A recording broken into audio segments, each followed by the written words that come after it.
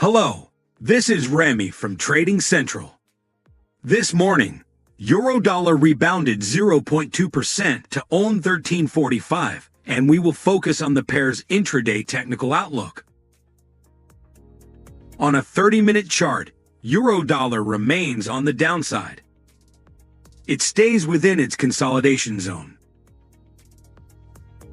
capped by the 50-period moving average. The RSI indicator lacks upside momentum.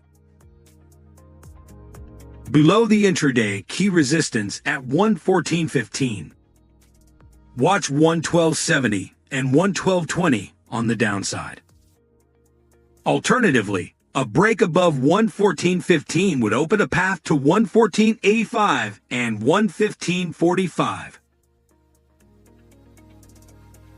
Later today in the U.S., durable goods orders are expected to grow 1.7% month-on-month in March, while weekly initial jobless claims are estimated at 218,000.